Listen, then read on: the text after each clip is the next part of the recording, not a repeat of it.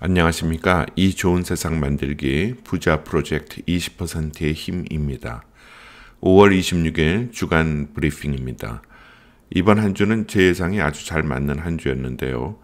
엔비디아가 나스닥의 역사적 기록을 세우는 한 주였습니다. 왼쪽의 사진은 그 엔비디아의 CEO 젠슨 황인데요.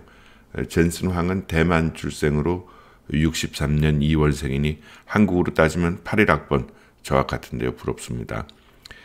22일 실적 발표 단숨에 엔비디아를 9% 이상 급등시키면서 주당 $1,000 이상의 종가를 만들었는데요. 엔비디아가 드디어 1000비디아로 등극하였습니다. 미국 시총 3위의 큰 대기업이 매출 262% 증가, 영업이익 690% 증가, 그로스 마진율이 78.4%라는 숫자가 여러분들은 이해가 되십니까? 와, 정말 미국은 부럽습니다.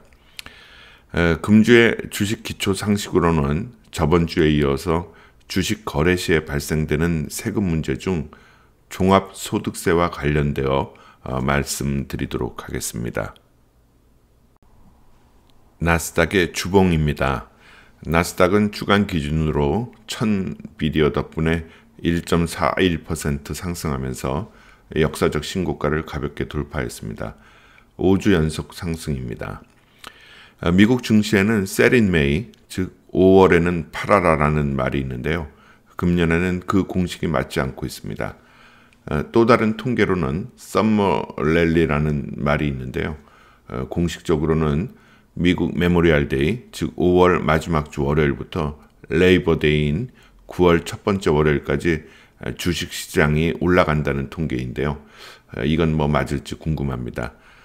다만 그 선거가 가까울수록 집권당인 민주당에서는 경제가 나빠지는 것을 원치 않으니 버블로만 가지 않는다면 주식이 꾸준히 오르리라 예상하고 있습니다. 저는 통계와 확률을 모든 과목 중 제일 좋아했는데요. 그래서 혹시나 하고 찾아보니 미국은 정말 여러 통계가 있습니다. 선거가 있는 해에 6월, 7월, 8월은 월 평균 1.3% 상승했다고 합니다. 3개월이니까 그러면 거의 한 4% 정도 상승하는 거죠. 따라서 여러분들께서는 기대하셔도 좋으리라 예상합니다. 최근 1년간의 지수 상대 비교 차트입니다. 1년 전에 비하여 코스닥은 2.04% 하락, 코스피는 4.28% 상승, 다우존스는 14.68%, 나스닥은 25.69% 상승하였습니다.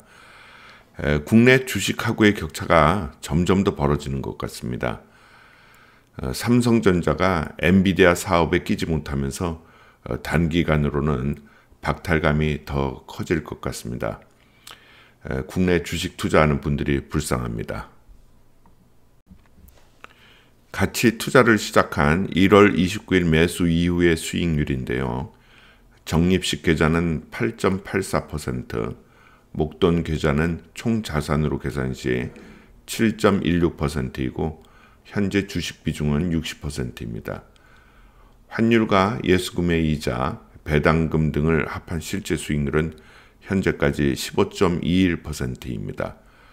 이 정도의 시황이라면 금년 한 해의 수익은 한 30%도 될 것 같습니다. 그리고 25일이 지났으니 월급을 받으셨죠. 월요일 시작할 때 또 주식을 적립식 계좌에 사서 넣어두시고 목돈이 되도록 노력하셔야 되겠습니다. 저도 추가로 적립식 계좌에 매수하도록 하겠습니다. 현재 주식 보유 비중은 60%이고요. 최고가가 변화해서 추가 매수는 최고점 대비 20% 하락한 74.25달러에 전체 자금 대비 10%를 추가 매수하면 되겠습니다.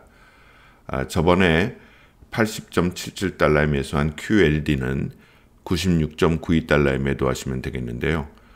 조만간 그 시기가 돌아올지 모르니 잘 보고 있다가 꼭 매도를 실현하시기 바랍니다. 오늘의 기초 주식 상식으로는 종합소득세와 미국 주식과 관련된 이야기를 말씀드리려 하는데요. 다소 복잡하여 이야기가 길어질 것 같습니다. 다만 저는 세무 전문가가 아니고 일반인이기 때문에 제가 알고 있는 상식으로 말씀드리는 것이니 틀릴 수도 있어서 자세한 것은 꼭 세무 전문가하고 상의하시기 바랍니다. 우리나라 세법에서 규정하는 소득의 종류는 다음 8가지가 있는데요. 이자, 배당, 사업, 근로, 연금, 기타, 퇴직, 양도소득입니다. 그 중에 부동산 임대소득이 있는 경우는 사업소득으로 분류합니다. 이러한 소득 중 이자, 배당, 사업, 근로, 연금, 기타 이 6가지를 종합소득으로 묶습니다. 즉 종합소득에는 근로소득하고 양도소득 2가지가 안 들어가는 것이죠. 자, 이 중에서 이자와 배당을 금융소득이라 합니다. 저번 주에 주식을 매도할 때 발생하는 매매 차익에 대해서 양도소득세를 내야 한다고 말씀드렸죠. 따라서 양도소득에 관한 것은 이해가 되는데 미국에서 발생되는 배당소득에 대해서는 어떤 식으로 종합소득세를 내야 되는지 이해를 하면 되겠습니다. 그런데 사실은 다소 복잡합니다. 왜냐하면 미국 ETF냐 한국에 상장된 미국 ETF냐에 따라서 달라지기 때문입니다. 그래서 조금 자세히 살펴보도록 하겠습니다. 배당, 분배금은 국내냐 국외냐에 상관없이 모두 소득으로 잡힙니다. 하지만 주식을 사고 팔아서 발생된 매매 차익에 대해서는 금융소득으로 잡히지는 않습니다. 즉 삼성전자 같은 국내 주식이나 타이거 200 같은 국내 주식형 ETF는 배당이 나오면 종합소득세를 내야 되는 거고 매매 차익에 대해서는 세금을 안 내도 됩니다. 엔비디아 같은 해외 주식은 배당이 나오면 종합소득세를 내면 되고 매매 차익에 대해서는 저번 주에 말씀드린 대로 양도소득세를 내야 됩니다. QQQ, QLD 같은 해외 ETF 마찬가지입니다. 배당이 나오면 종합소득세를 내야 되고 매매 차익에 대해서는 양도소득세를 내면 됩니다. 금융소득으로 잡히는 것은 아닙니다. 그래서 종합소득세를 내는 것은 아닙니다. 매매 차익에 대해서는요. ETF를 보면 결국 국내 상장 ETF냐 해외 상장 ETF냐에 관계없이 분배금, 즉 배당 소득에 대해서는 전부 종합소득세를 내야 되는 겁니다. 자, 매매 차익에 대해서는 국내 주식형 ETF, 즉 타이거 200, 코덱스 200 이런 걸 얘기하는 거겠죠. 이런 거는 매매 차익에 대해서 세금을 안 냅니다. 좀 곰곰이 생각해 보세요. 우리나라 주식은 이익도 안 나는데 어떻게 세금을 내요? 그렇게 생각하면 쉽습니다. 즉 매매 차익에 대해서 세금을 안 냅니다. 배당만 내면 되겠죠. 배당에 대해서는 종합소득세를 내는 거죠.